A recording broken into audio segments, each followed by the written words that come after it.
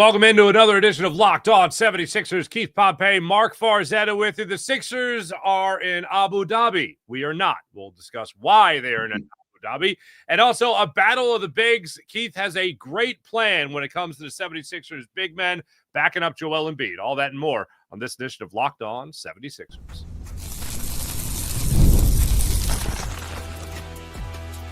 You are Locked On 76ers, your daily Philadelphia 76ers podcast, part of the Locked On Podcast Network, your team every day. And we do thank you for making Locked On 76ers your first listen every day, part of the Locked On Podcast Network, your team every day. Sixers beat writer Keith Pompey. You have an article on Inquirer.com right now talking about, as Nick Nurse called it, a competitive backup battle going on right now between the Dembona, also with Andre Drummond. We have talked about this a little bit before, but this is the first time we have Nick Nurse on record surrounding this conversation. We all want to see Joel Embiid play as many games as possible. Let's just acknowledge that, say that, and move on. When it comes to the backup spot, Keith, I think you had a perfect scenario because I have been banging the drum for a Dembona since the end of last year. You have kept me in check, I will say, when it comes to the hype surrounding Bona. But there's a plan regarding who will be the backup in a Joel Embiid game and who will be the starter without Joel Embiid playing. It's an interesting philosophy I think you have on the backup spot. Yeah, I mean, that's, like, to me, when I look at it, it's kind of like, but the only difference is I said that's something that they could possibly do, right? I like it, though. It does make I like it. The only thing is, I don't know if Dembona is big enough at 6'8". Does that make sense to you? Like, yeah, you worry about the size. Yeah, sure. The size. Now, again, but however, I'm just going to get this plan out for you guys, the people who haven't listened to our last podcast when we talked about that. Back in the day, with what the Sixers did with Dwight Howard, the 76ers felt like Dwight Howard was always a good backup center. They felt like he was better in the backup center role than he was as a starter. They felt like he brought more off the bench. So what they did was whenever Joel Embiid did not play, they would start another center and Dwight would come off the bench. Now, when you look at it as far as Andre Drummond, the question is, do the 76ers look at Andre Drummond as a better backup than as opposed to a starting center? And when you look at it to go into what Marc is saying and kind of sort of makes a little sense is, let's just say if Joel Embiid does not start, do the Sixers feel like they're better suited going with a starting lineup that is a little bit smaller? And if under that scenario, do you say to a Dembona, hey, Adem, you're 6'8", you can get up and down the floor, you're extremely athletic, you're a rim runner, shot blocker, whatever. We're going to go out there and we're going to start 3 guards, maybe 4, and have you out there, depending on if Paul George. And then what happens is when you go to a change of pace, then you bring in the 6'11", 279 pound, Andre Drummond. So those are certain scenarios. Now, again, the Sixers haven't said that. This is something that Marc and I, we came up with. Mm-hmm. But, right now, the thing that gives me a little bit of pause on that at this particular time is that Nick Nurse said that Andre Drummond has lost 20 pounds. Now, he's listed as 279, so that's telling me he was pushing 300 pounds last year, right? So if he's lifted that way, they feel like he can get up and down the floor and he can do more. And under that scenario, he can be kind of like the rim runner that he used to be back in the day, and he can be the rebounder that they need. Because the one thing that we know that Andre can still do is rebound the ball, right? Mm-hmm. So those are the questions right now that they have to, have to figure out. They have to get answers to. Just in case anybody is saying the same thing that one or two people said the last time we talked about this, yes, Dwight Howard once played for the 76ers. I know a lot of people forgot that. That kind of blew him away there for a second when you brought that up before. But I love the change of pace, just the idea in terms of, Drummond would be a guy that would potentially be a third string in a Joel Embiid game, and Dembona would be the change of pace guy. But now if you're talking about a lighter, more agile, faster, better conditioned Andre Drummond, and let's not leave out the toe yoga. That toe might be feeling better than ever as well, Keith. It's an interesting change of pace, I think, in a Joel Embiid started game, but in a Joel Embiid absent game, a DNP for whatever reason. Andre Drummond being the guy to be the starter would make a lot of sense in that role as well. Now, the other part of this that I find interesting, and this has to do with how many times you're going to have to tap into the quote unquote backup role or reserve role without Joel Embiid.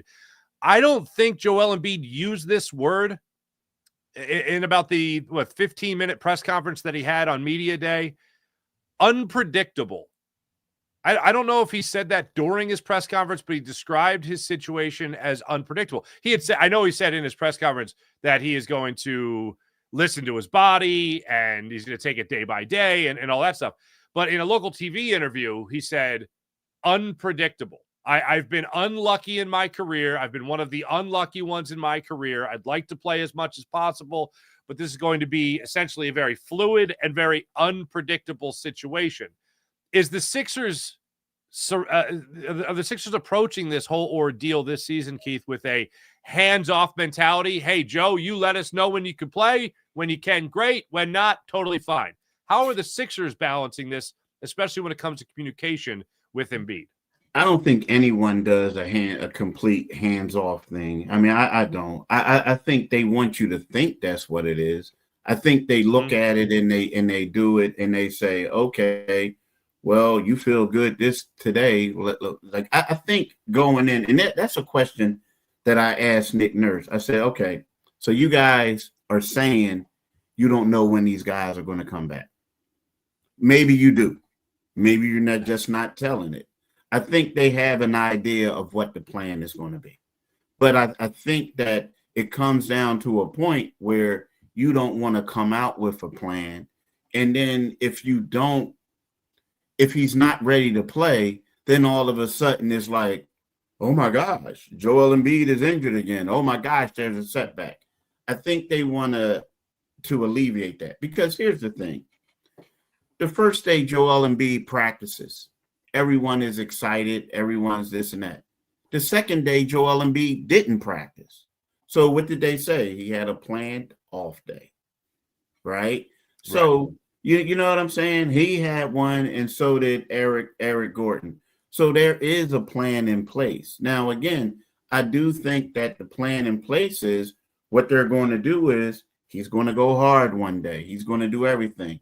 The next day is all about recovery and seeing if there's swelling in the knee, how is his body responding to this and that. So I do think that that's what's going to happen. Now, I do think that they hope and they pray that this team goes out and they play well to where they won't have to utilize Joel Embiid early on or overextend him, right? So I do think that is the plan right then and there. So, yeah, I don't think, I get it. He's going to determine stuff, but I don't think it's 100% hey, Joel, how do you feel? Okay. Right. That's cool. You know what I mean? And I've stated many times that of all the things in that ESPN article that I really, really liked, it was Joel Embiid being accountable. I'm listening to me here. There's no outside influences. Hopefully there's enough open line of communication, enough of an open line of communication between Joel Embiid and the 76ers. But I want him to take it at his pace. And I think most Sixers fans would agree with that. I think most Sixers fans would look at it as, you know what, don't even tell me the plan, because I don't want to hear or even allude to any detail of the plan. All I want to know about the plan is Joel Embiid says he's healthy, can go, he goes. He says he's not, he doesn't play. That's all I want to know. But I don't want any precedent set. I don't want any standard set of, well, he's going to play in back-to-backs, and we're going to try him at that. And then he doesn't play in the second back-to-back, and then everyone loses their mind because they call him on it. And the Sixers don't want to have anything set out there that they can be called on later on. So I don't want to know it. And in all honesty, I think a lot of people feel the same way.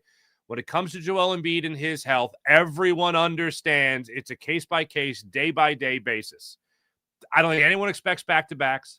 I don't think anyone really expects him, maybe a little bit more than they did a month ago. Maybe they expect him to be ready for the season opener.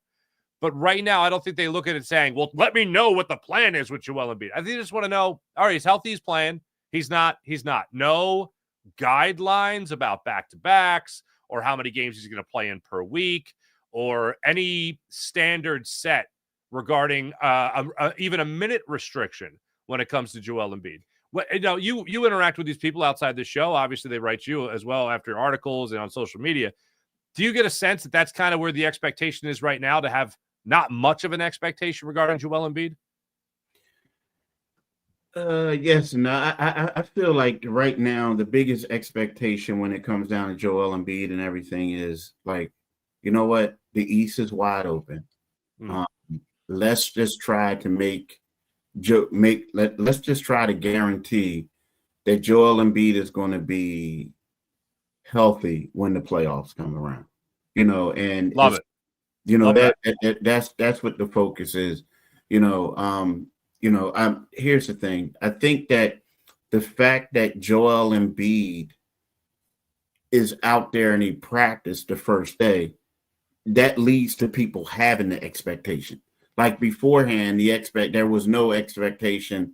I think when we start seeing practice videos of him and everything, now all of a sudden there's become some excitement with the 76ers, right? When you see Joel Embiid standing there watching Tyrese Maxey and VJ Edgecombe go head to head and like, I think there's more excitement there, right? So the expectation to me is, if I'm the 76ers, I'm trying to see if we can have these guys and they can tread water for much of the season, and then hopefully have Joel Embiid and Paul George healthy and go for a run, right? Because it looks like to me, when they say they're playing a certain style right now, is basically we're playing a style that where we are going to be able to showcase Maxey and play to Maxey's strengths as much as possible until we can get everybody together,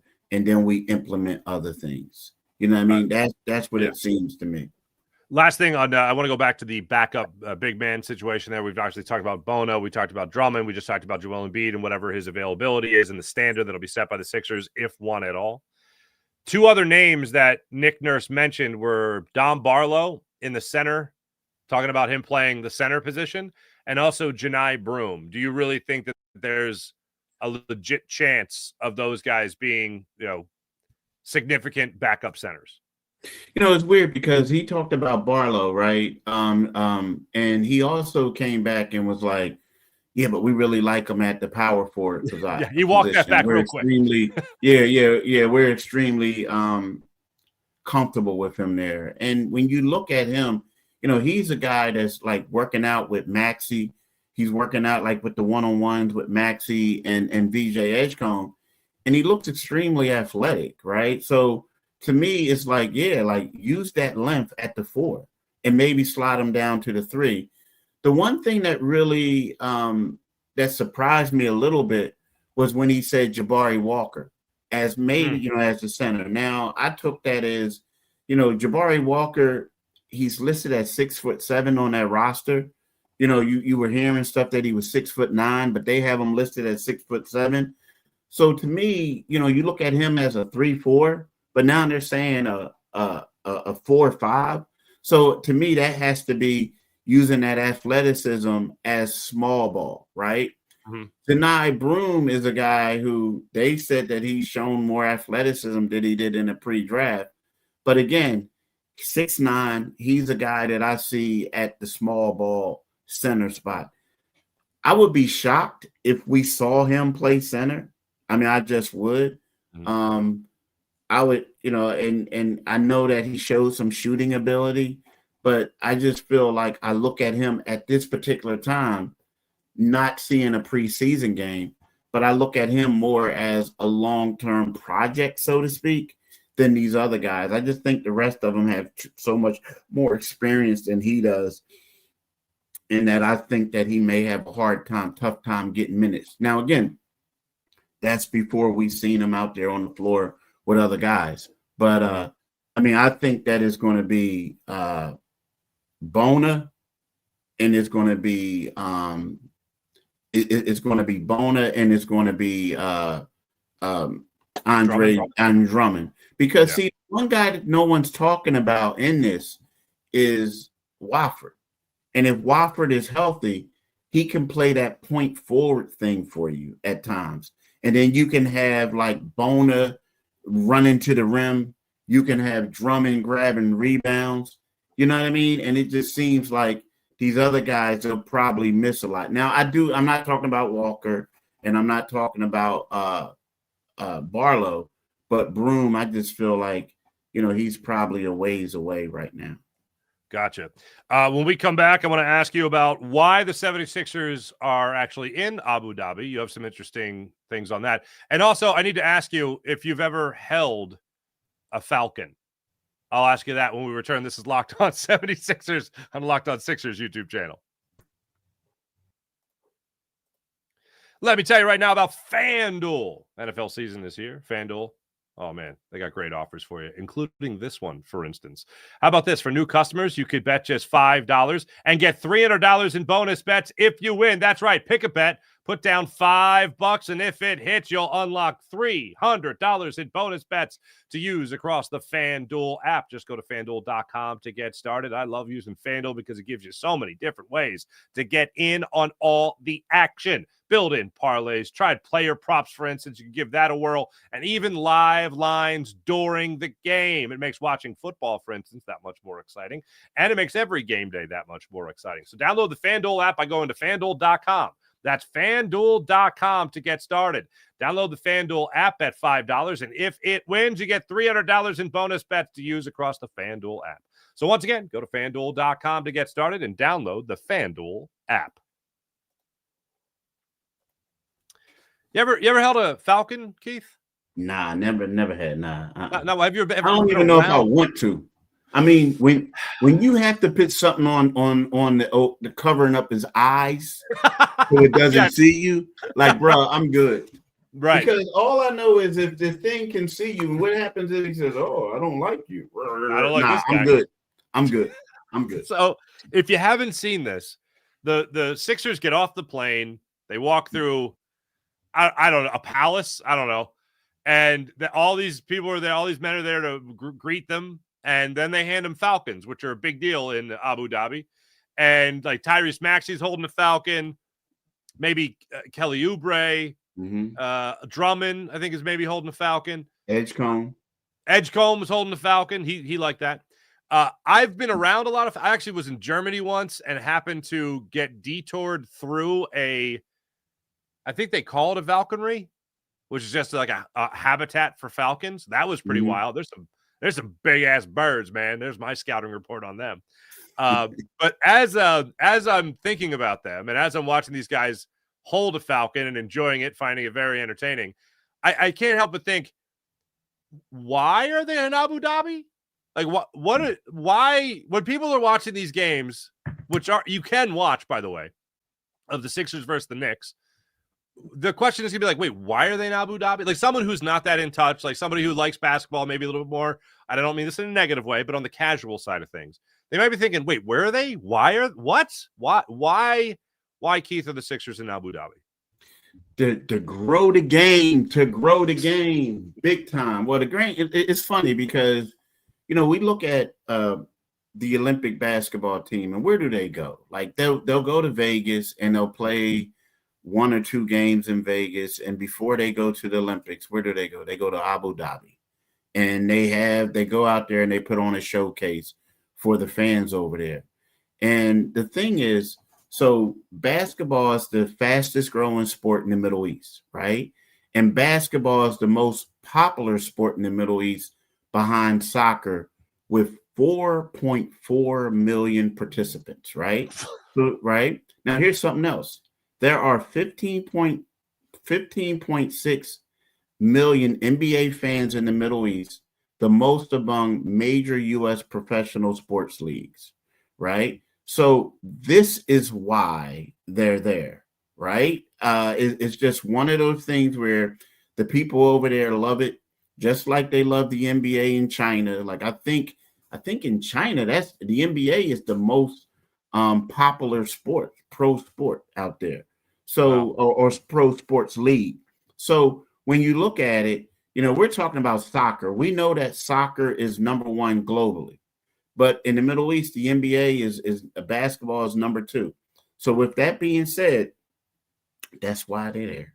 They're there to go out there and kiss babies and shake hands, hold Falcons, and put on a show, hold Falcons, and just do what they can. Here's something else I'm gonna tell you though. Guess who's representing the Sixers out there? A blast from the past. There's a player representing the Sixers out there. They have 9. Nope. Michael Carter Williams. Right. So they have these are the people that they have 9 former NBA players will attend this game. So you got Michael Carter Williams, Patrick Ewing, Rudy Gay, Allen Houston, Mark Jackson, Stephon Marbury, Oscar Robinson, Derrick Rose, and John Starks. So they're mostly like, Oscar Robinson is just an icon for the most part. But but when you and Rudy Gay is out there, but for the most part, they're dominated by New York Knicks.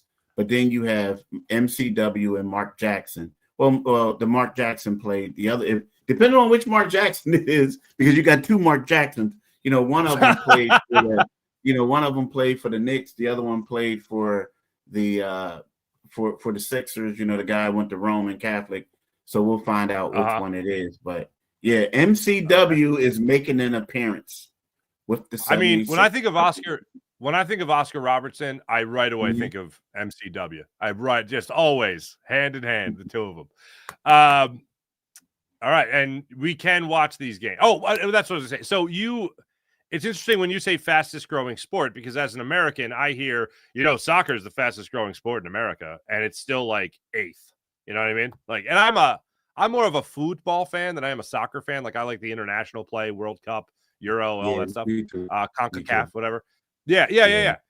But when you tell me it's the fastest growing sport, it's not anywhere. It's like for the fastest growing sport in Abu Dhabi to be basketball, and it's already number 2 behind soccer. I mean, I think that really means something. That resonates a little bit more. That carries a little bit more weight.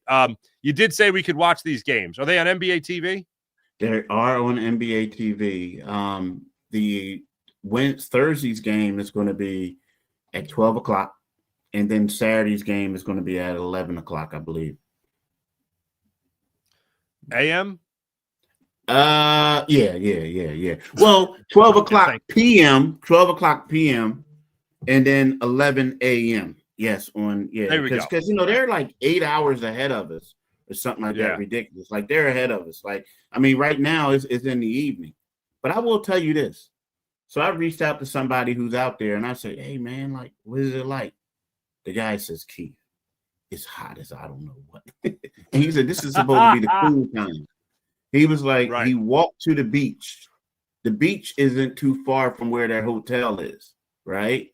And he says, I walked there and I walked back and I had to just take a whole new shower and change all my clothes. That's how hot it is.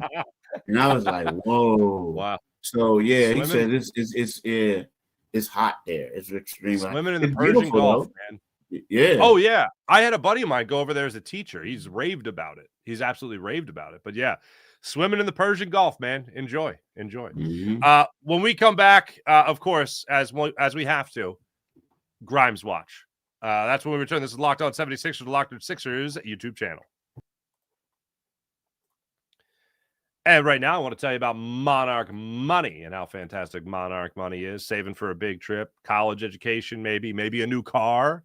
Monarch Money helps you save and build that wealth. Most people can't name all their financial accounts or even what they're worth, whether it's 401ks, properties, investments, whatever the case might be. How about getting the full picture of that? Well, that's where Monarch Money comes in. It's an all-in-one personal finance tool that brings your entire financial life together in one clean, easy-to-use interface on your laptop or computer. Monarch is built for people with busy lives. If you've put organizing your finances off, Monarch Money is here to help. They'll do the heavy lifting for you, and you can link all your accounts in minutes, see clear data visuals, and get smart characterization of your spending.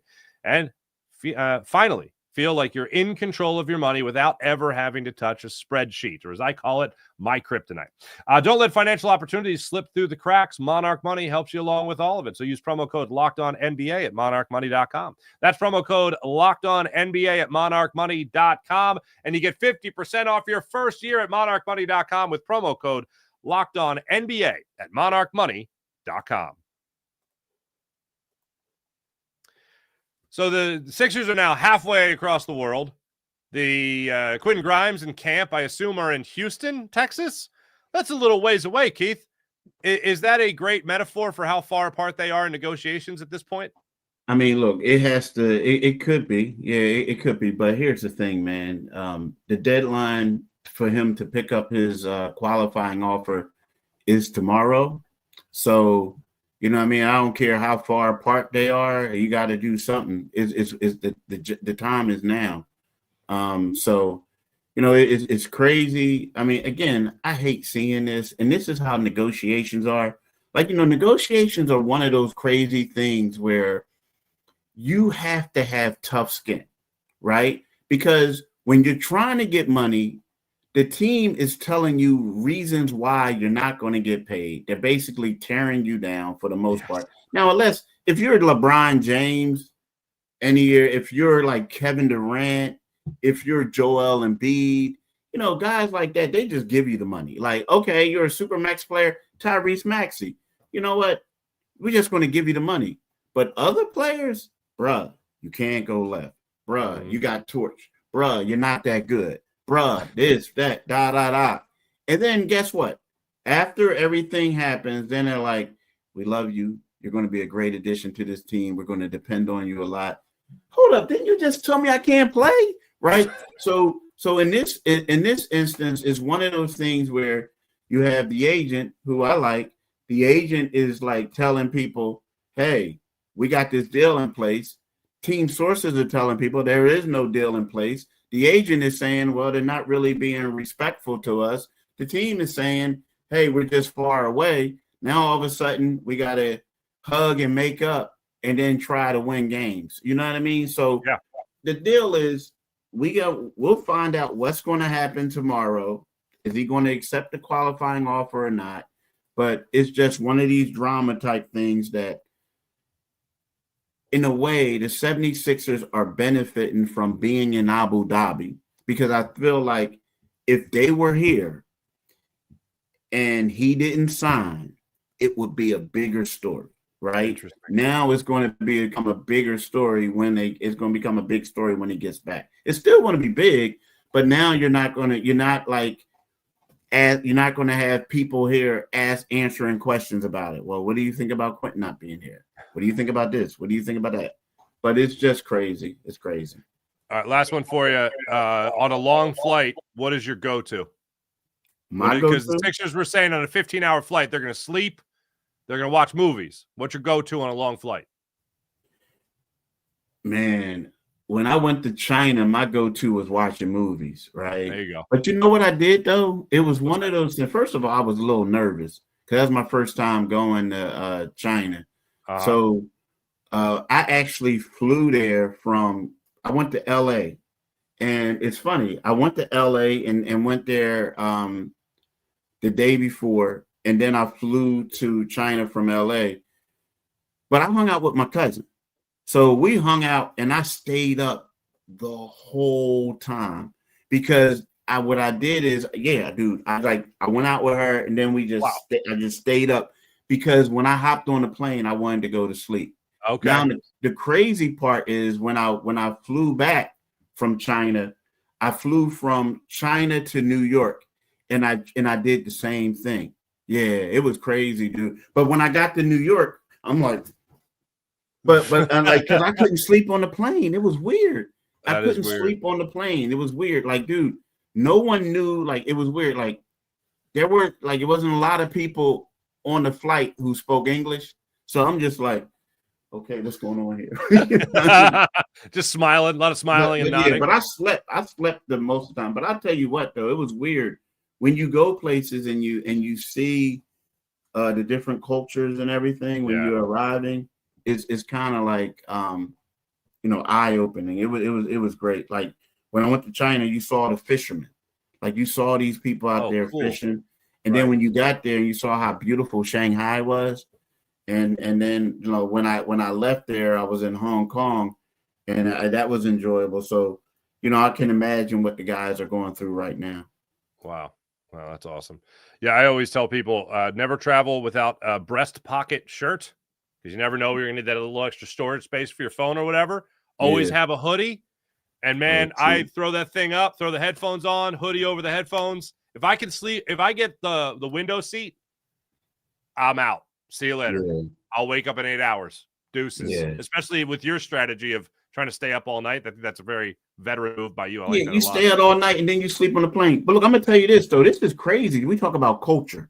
Yeah. So I remember when the Sixers went to Bilbao, Spain. And you go there. So when you get off the plane, the cabs were white Mercedes Benzes. I was like, yo. I wanted to be a cabbie so bad. That's all it is. But it was crazy. White Mercedes. Yeah, it was crazy. Oh, man. They're doing it right, my friend. His name is Keith Pompey. My name is Marc Farzetta. We'll be back with you guys tomorrow for another exciting edition of Locked On 76ers. Grimes watch last day, potentially. We'll talk about that tomorrow, obviously. Make sure you guys like and subscribe, and also make sure you guys are reading Keith Pompey on Inquirer.com. Thanks for listening. Thanks for watching. Be back with you guys tomorrow. Like and subscribe. See you guys later. Bye.